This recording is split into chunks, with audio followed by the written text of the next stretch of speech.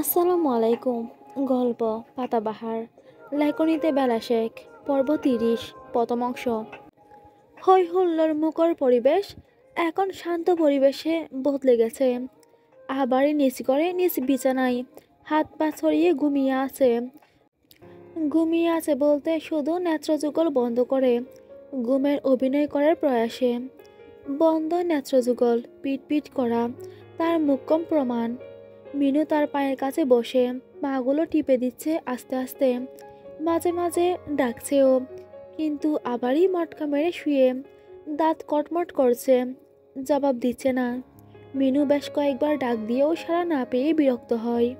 পা টিপা বন্ধ করে শির দ্বারা সোজা হয়ে বসে বলে, আপনি কিন্তু এবার বাড়াবাড়ি করতাছেন। বোর বাবার মতো জেদ ধইরে বসে আছেন। আরে বাবা, অরুণ স্যারের বন্ধুরা মজা করে আমার আর আপনার লগে। আপনি বুঝেন না, খালি সেতেন। এবার কাজ হয়।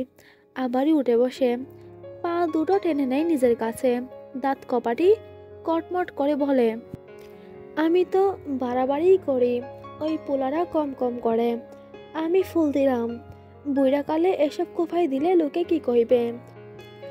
আর ওই চুকরাগুলো দিলে তখন বুইড়া ছিলে না, 20 বছরের ছুরি ছিলাম, আবার কোফাই গুইজা দিল, সে কি লজ্জা! বাহ, কি রোমান্টিক দৃশ্য! মিনু মুখ টিপে হাসে। এই লোকটা বুড়ের থেকেও বেশি ছেলে মানুষই করে। সে হাই তুলে বলে, আপনার জলে? আবারই যেন জ্বলন্ত চোখে চাই। মিনু তার চাহনি থোড়াই ভয় করে। সে বালিশ ঠিক করে শুয়ে পড়ে। আবার কেউ টেনে শুয়ে দেয়। স্বামীর মাথায় হাত বুলিয়ে হেসে বলে, আপনি একটা পাগল। আবারই অভিমান অভিযোগ গলে পড়ে যায়। মুখশ্রী জুড়ে হাসির রেখা ফুটে ওঠে। তুমি পাগলের বউ ফাকলি, বুঝলে? হুম, বলেই মিনু হাসে। হাসতে হাসতেই খেয়ালে ডুবে অন্যমনস্ক হয়ে যায়। স্যারের নতুন বউ পাতা মাইয়াটা ভালোই, তাই না? বোর বাবারই কত আদর করে। বোর বাবার এখন এই মিনু খালার দরকার পড়বে না, তাই না? আবারই হাসি মুখেও বিষাদ নামে। ছোট্ট ছেলেটা তাদের নিঃসন্তান দম্পতির সন্তানের অনুভূতি কিছুটা হলেও অনুভব করিয়েছে। ছোট্ট বোর স্কুলে যাওয়া শুরু করার পর অরুণের সাথে অফিসে যেত না। স্কুল থেকে ফিরে তাদের সাথেই থাকতো বেশিরভাগ সময়। ছোটোখাটো আবদারে ঝুলি নিয়ে আসতো মিনুর কাছে। মিনু কালা, নুডলস বানিয়ে দাও, নুডলস খাইয়ে দাও। ভারী কাকুকে বলে চুপি চুপি আইসক্রিম আনিয়ে দাও। আমার সাথে ক্রিকেট ফুটবল খেলো, রাজকন্যার গল্প শোনাও, মাথায় হাত বুলিয়ে ঘুম পাড়িয়ে দাও। আরও কত শত আবদার। নতুন আম্মু আসায় আর কি সেসব আবদার নিয়ে আসবে তাদের দুয়ারে? কি জানি। সেই মিনুকে জড়িয়ে ধরে বলে, বোর বাবার আম্মু আম্মুর জায়গায়, মিনু কালার জায়গায়। কেন দরকার পড়বে না তোমারে? দেখো, কাল সকাল হলেই ছুটে এসে বলবে, মিনু খালা, আমাকে আলুর পরোটা বানিয়ে দাও সবার আগে। শুধু আমাকেই দিবে, অন্য কাউকে দিলে তোমার সাথে কথা নেই, বুঝলাম? মিনু হেসে ওঠে আবারই বলার ভঙ্গিতে। আবারই তার মাথায় হাত বুলিয়ে দেয়। ঘুমাও মিনু। মিনু আবারির বুকে মাথা রেখে শান্ত মলিন কণ্ঠে শুধায়, আল্লাহ আমার ঘরে কেন অমন একটা রাজপুত্র দিল না বলো তো? অরুণ সরকারি বিছানায় শুয়ে আছে চিত হয়ে। আর বর নরম বিছানা ছেড়ে শক্ত বিছানায় বালিশবিহীন শুয়ে আছে। সেই শক্ত বিছানা তার বাবা, আর বালিশ বাবার বুক। এর থেকে শান্তিময় আরামদায়ক বিছানা বালিশ কখনো হয়? বোরের নয়নজোড়া নিদ্রায় আচ্ছন্ন থাকলেও অরুণের চোখে ঘুমের রেশমাত্র নেই। সে তো থমথমে মুখে ঘূর্ণায়মান তার ঘরের ঘূর্ণিঝড়ের গতিবিধি পর্যবেক্ষণ করতে ব্যস্ত। আর ঘূর্ণিঝড়ের নাম পাতাবাহার। এক পাতাবাহার থমথমে মুখে কাপড় চোপড় এলোমেলো ঘর গুছাচ্ছেন। আরেক পাতাবাহার চার হাত পায়ে তার সঙ্গেই পিছু পিছু ঘুরে সাহায্য করার চেষ্টায়, কিন্তু সঙ্গী তার সাহায্য নিচ্ছেন না, বরং দূর চাই বকাবকি করে সরিয়ে দিচ্ছে। ইতিমধ্যেই এক পাতাবাহার লেজ নাড়িয়ে গুটি গুটি পাইয়ে মিউ মিউ করে শখীর নামে নালিশ জানিয়ে তার পা ঘেঁষে শুয়ে পড়ল। অরুণ হামি তুলে পাতাকে উদ্দেশ্য করে বলে, ঘুম পাচ্ছে আমার। মানা করেছে কে? তেরা তীক্ষ্ণ জবাব যেন টুটের আগায় ছিল। বলার সাথে সাথেই উত্তর। অরুণ গলা খাকারি দিয়ে থমথমে গলায় বলে, লাইট জ্বললে ঘুম আসে না আমার। পাতা শব্দ করে আলমারি লাগাই, যার দ্বারা বোঝাই যাচ্ছে মহারানী রেগে বুম। অরুণ পাতার আপাদমস্তক দেখে, এইটুকুনি মেয়ে, সালোয়ার টপসে আরো কম বয়সী লাগছে, ফু দিলেই উড়ে যাবে। সে অরুণ সরকারের সামনে রাগ দেখায়, এক চটকানা পড়লে রাগ বাপ বাপ করে পালাবে। পাতা আলমারি বন্ধ করে ওয়াশরুম থেকে ঘুরে আসে। তারপর বিছানা থেকে একটা বালিশ ও কমফোর্টটা টেনে নিয়ে সোফায় বসে। অরুণের কপালে বাজ পড়ল। ধমকের সুরে বলে, কি হয়েছে, আবার কোন নাটক শুরু করলে? পাতা নীরব। রিসিপশন শেষ হওয়ার পর থেকেই সে নীরবতা ভেঙে এবার শান্ত কণ্ঠে বলল, কিছুই হয়নি, ঘুমানোর প্রস্তুতি নিচ্ছিলাম। অরুণ ছেলের মাথায় হাত বুলিয়ে আদর করে বলে, বাপের বাড়ি যেতে পারোনি বলে জেদ দেখাচ্ছ, চুপচাপ বিছানায় শুয়ে পড়ো। পাতা যায় না বিছানায়, জেদ করে বসেই থাকে। চোখের কুটরে নুনা জলের আভাস দেখা দিচ্ছে। পাতা ঘন ঘন চোখের পলক ফেলে বাধা দেয়, আমি তো সরি বলেছিলাম আপুর হয়ে, আমি আপুকে সেভাবেই বলিনি। আপু জিজ্ঞেস করেছিল, আমি শুধু মাথা নেড়েছিলাম, আমার মাথায় অত শত খেয়াল আসেনি। অরুণ শান্ত চোখে পাতার দিকে চাই, যা হওয়ার হয়েছে, বাদ দাও, ঘুমিয়ে পড়ো, অনেক রাত হলো। রিসিপশনের পর ও বাড়ি যাওয়ার একটা কনভেনশন ছিল। আপনাকে কত অনুরোধ করলাম, ক্ষমাও চাইলাম, আপনি গেলেন না। আব্বু আম্মু বাকি সবাই কি ভাবলো? আপুর কথায় খারাপ লেগেছে মানলাম, কিন্তু বাকি সবাই ওদের সম্মানের খাতিরেও যেতে পারতেন। কিন্তু না, আপনি তো নাকুচু দাম্ভিকতায় ভরপুর ম্যানারলেস লোক। রাগে সুর ঠেকে ঠেকে বলে পাতা, কান্নায় গলা জড়িয়ে আসতে চাইছে। অরুণ চোখ বুজে বলে, জানোই তো আমি এমন, তারপরও। হ্যাঁ জানি তো, বিশিষ্ট ব্যবসায়ী, স্বনামধন্য ব্যক্তি আপনি। আপনার মতো ধন্যমান্য লোকই আর মধ্যবিত্তের ঘরে রাত কাটাবেন? ক্যাটাগরি মেনটেন করে চলতে হবে না? পাতার উপহাসের গলা। অরুণের চোয়াল শক্ত হলেও নম্র গলায় বলে, বেশি বুঝো তুমি, এখন মাথা গরম আছে তোমার, ঘুমিয়ে পড়ো এখানে এসে, পরে কথা হবে। পাতা শুনে না তার কথা। বালিশ ফিককে সোফার কিনারায় মাথা রেখে শুয়ে পড়ে, কমফোর্ট দিয়ে নিজেকে মুড়িয়ে নেয়। তার শখই পাতাবাহার বিছানার কিনারায় এসে মিউ মিউ করে বকছে, নাকি এখানে আসতে বলছে, কে জানে। অরুণ দীর্ঘশ্বাস ফেলে লাইট অফ করে দেয়। হঠাৎ মাথায় কিছু আসে। সে গলা খাকারি দিয়ে পাতার উদ্দেশ্যে বলে, Mrs Patabahar, good night, have a sweet dream. But সাবধানে হ্যাঁ, আমার বেলকনিতে 3টা ভূতের বাচ্চা আছে, একদম আপনার মতোই কিউট দেখতে, এমনিতে ভদ্র বাচ্চা, তবে মাঝে মধ্যে একটু একটু দুষ্টুমি করে। বলে ছেলেকে বুকে নিয়েই পাশ ফিরে শুয়ে পড়ে। পাতা চোখ বড় বড় করে উঠে বসে। ভূত সত্যি আছে নাকি? থাকুক না থাকুক, সে তো শেষ। পাতা ডুব গিলে বলে, না কিছু ম্যানারলেস বাজে লোক একটা, মিথ্যে বলে আমার দুর্বলতায় আঘাত হানেন। আপনি একটা জাতাম, আমি বুড়কে সব বলে দেব। অরুণ চুপচাপ শুয়ে থাকে। বড়শিতে ফাঁদ পেতে জলে ফেলে দিয়েছে, এখন মাছের রানী। ফাঁদে পা দিল বলে, শালার জামাই, তোর বউ তোর মাথায় উঠে সালসা ডান্স করবে দেখে নিস।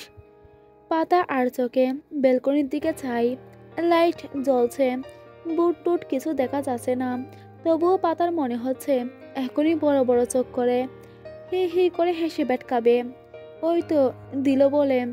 পাতা ব্যাগপত্র সমেত স্টেশনে হাজির হয়, দাপাস করে বিছানায় শুয়ে পড়ে। অরুণ এবার হেসে ওঠে খুব ধীর আওয়াজে, তার ক্ষীণ কণ্ঠের হাসি। পাতার কানে আসা মোটেও উচিত ছিল না। হাসির আওয়াজে পাতার সর্বাঙ্গ যেন রাগে রিরি করে ওঠে। ওপাশ ফিরে শুয়ে থাকা অরুণের উপর হামলে পড়ে, বাহতে কিল বসিয়ে দেয় গোটা তিনেক।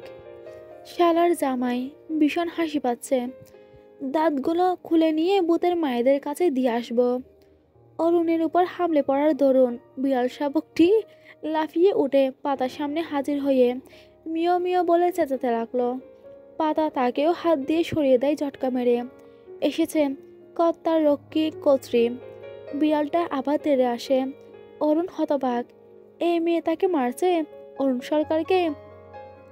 এ আদৌ করছে নাকি তার ভ্রম? এটুকুনি মেয়ে গায়ে নেই 1.5 কেজি মাংস, সে কিনা তাকে মারে। তার বন্ধুরা জানলে রাসেলের কাছে থাকা সরকারি বন্দুকটা নিজের মাথায় ঠুকে গুড বাই জিন্দেগি বলেই পটল তুলবে। সে পাশ ফিরে পাতার দিকে চায়। আবছা আলোয় চকাচকি হতেই পাতার হাত থেমে যায়। অরুণ দমকে বলে, এক থাপ পরে চাপার সব করে দাঁত খুলে ফেলবো বিয়াদব, হাত বেশি লম্বা হয়েছে, চুপচাপ ঘুমাও। দমকে বিড়াল ছানার মিউ মিউ বন্ধ হয়। লেজ নাড়িয়ে দৌড়ে বোরের হাঁটুর ভাঁজ গ্যাসে শুয়ে পড়ে। আর পাতা চুপচাপ কমফোর্ট মরিয়ে শুয়ে পড়ে। লোকটার দমকে তার ছোট্ট হৃদয় কানি এখনো কম্পায়মান অবস্থায়। নাক ভরে ওঠে, চোখের পানি বাদন ছাড়া হয়ে পড়ে। ভূত অন্ধকারে বয়ে তার কিশোরী বয়স থেকে বয়স শুরু হয় এক বাতলা নির্জন রাতে। সেদিন দুপুরেই বাবা মা সহ সবাই ফুফুর বাড়িতে দাওয়াতে গিয়েছিল। পাতাও যাওয়ার জন্য রেডি হয়েছিল, কিন্তু যাওয়া হয়নি। বাবা বলেছিল মা একলা বাড়িতে থাকবো নাকি, পাতা থাক বাড়িতে। আর তাছাড়াও ওখানে ওরে নিয়ে গেলে নানানজন নানান কথা কইব, পালক বাচ্চা হাবি যাবি, ওর কানে গেলে ও কষ্ট পাইব, তার চেয়ে ভালো এখানেই থাক। পাতার আর যাওয়া হয় না। একলা বাড়িতে দাদি আর সে অবস্থান করে। সন্ধ্যার পরেই ঝুমঝুম বৃষ্টি শুরু হয়। পাতা নিজের ঘরেই বসেছিল। শুনশান নীরবতায় ভয় লাগতে শুরু করে। সে দৌড়ে দাদির ঘরে গিয়ে তার পাশে শুয়ে পড়ে। আকলিমা বেগম বুঝতে পেরে পিঠে একগা লাগিয়ে পান খাওয়া টকটকে ঠোঁট নাড়িয়ে বলে, দূর হোসেমরি, যা আমার ঘরেতেই কাম, তুলে দেখলেই আমার গা চলে। আমার ফুলার অন্ন ধ্বংস করে ফুর্তি করিস। পাতা আর থাকে না, ভয় মনে নিজের করে আসে। দরজা শক্ত করে লাগিয়ে মোমবাতি খুঁজে বের করে দিয়াশলাই খুঁজতে নিলেই কারেন্ট চলে যায়। পাতা হাতড়িয়ে খোঁজার প্রচেষ্টায়, কিন্তু পায় না। এইদিকে কালো ঘন ঘটা অন্ধকার, বৃষ্টির এলোমেলো শব্দে পাতার কেমন যেন ভয় শঙ্কায়। পাতা গলা উঁচিয়ে দাদিকে ডাকে অনেকবার, সাড়া পায় না। পাতা অন্ধকার হাতড়ে বিছানায় শুয়ে চাদর টেনে ডেকে নেই আপাতমস্তক। চিল্লিয়ে দাদি দাদি বলতে থাকে, কিন্তু কেউ আসে না। পাতা বয়ে কেঁদেই দেয় শব্দ করে। ফোফাতে ফোফাতে কিছু আওয়াজ কানে আসতেই শরীর যেন হিম হয়ে ওঠে। কেমন বিদঘুটে হাসির আওয়াজ। পাতা ভয়ে কেঁদে কেঁদে বলে, দাদি তুমি হাসছ, দেখো আমি ভয় পাচ্ছি অনেক। দাদি কথা বলছো না কেন? হাসি থেমে যায় হঠাৎ করে। কিছু পল নীরবতা ভেঙে আবার কন্দনরত সুর ভেসে আসে, সাথে ঠক ঠক ভূতের আওয়াজ। পাতা চিল্লিয়ে কাঁদে। দাদি আসে না। কাঁদতে কাঁদতে পাতার গলার স্বর ভেঙে আসে, তবুও চিল্লাতে থাকে। প্রকৃতি যেন সেদিন ভয়ঙ্কর রূপ ধারণ করেছিল। ঝড়ো বাতাসে সমসম আওয়াজ, গাছের ডালের মটমট করে ভেঙে পড়ার শব্দ। সব পাতার কাছে ভুতুড়ে কারবার মনে হয়। সে দাদি দাদি বলে কাঁদতে কাঁদতে কখন ঘুমিয়ে পড়ে জানে না। সকাল ভোরে বিদঘুটে গন্ধ নাকে এসে ঘুম ভাঙে। পাতার মস্তিষ্ক সচল হয়, রাতের ভয় ঘিরে ধরে। কিন্তু সব সূর্যের আলোয় আলোকিত দেখায়। তনুমন স্বস্তির নিঃশ্বাস ফেলে। বিছানা ছাড়ার সময় ব্যথা অনুভব করে, বুঝতে অসুবিধা হয় না। বিদঘুটে ঝাঁঝালো গন্ধটা কিসের? পাতা ঠোঁট উল্টিয়ে কেঁদে ওঠে মৃদু শব্দে, তারপর চুপ হয়ে যায়। তারপর টানা 9 দিন সে জ্বরে ভুগেছিল। আবার কি শুরু করলে? কাঁদছ কেন? অরুণের বিরক্তিকর স্বর কানে বাজতেই পাতার ভাবনাচ্ছে হয়। 2 হাতে চোখ ডলে বলে, শোকে কাঁদছি, আপনি কাঁদবেন? আসুন গলা জড়িয়ে কাঁদি 2 জন মিলে। ফাইসলামি হচ্ছে আমার সাথে? আমার ঘাড়ে কয়টা মাথা? এই মেয়ে নাকি শান্তশিষ্ট নরম, প্রত্যেকটা কথার জবাব দিতে হবে, তাও তেরা বেঁকা, একদম ঝগড়টে। অরুণ ছেলেকে ছাড়িয়ে উঠে পড়ে, পাতার দিকে তাকিয়ে বলে, সিসকাদুনের মেয়ে আমার ঘরে জায়গা নেই, বাইরে গিয়ে কাঁদো যাও। পাতা সরাসরি অরুণের দিকে চায়, তাকে ঘর থেকে বের করে দিচ্ছে লোকটা। পাতা মনে মনে কষ্ট পায়, ইচ্ছে করে বেরিয়ে যেতে, কিন্তু যাবে কোথায় এই রাত্রিবেলায়। সে নাক ডলে বলে, যাব না, মনে রাখবেন ঘরটা আপনার একান্ন, আমারও। এখন আপনার সমস্যা হলে আপনি যেতে পারেন। অরুণ চোখ উল্টিয়ে মুচকি হাসে, এই মেয়েটাও না। সে রিমোট হাতড়িয়ে লাইট খুঁজে জ্বালিয়ে দেয়, বিছানা থেকে নেমে ড্রেসিং টেবিলের সামনে যায়, পাতা বিছানায় ঠেকিয়ে আছোয়া হয়। লোকটা কি তাকে জোর করে ঘর থেকে বের করে দিবে? অরুণ টিস্যুর বাক্স এনে কিছু টিস্যু বের করে পাতার নাক চেপে ধরে, পরিষ্কার করে ব্যবহারকৃত টিস্যু বিনে ঢিল চড়ে, আবার টিস্যু বের করে ভালোভাবে মুছে দেয় গাল নাক। ছেলেও চিৎকাতুনে, ছেলের আম্মুও চিৎকাতুনে। মনে হচ্ছে বাকি সারাটা জীবন ছেলে ও ছেলের আম্মুর নাক মুছতে মুছতে কেটে যাবে। পাতা হাঁ করে চেয়ে আছে অরুণের দিকে, ব্যাপারটা ভালো লাগে বেশ। কান্না সে ভুলে গেছে, এরকম যত্ন করলে কান্না করা যায়, যায় সুখের কান্না।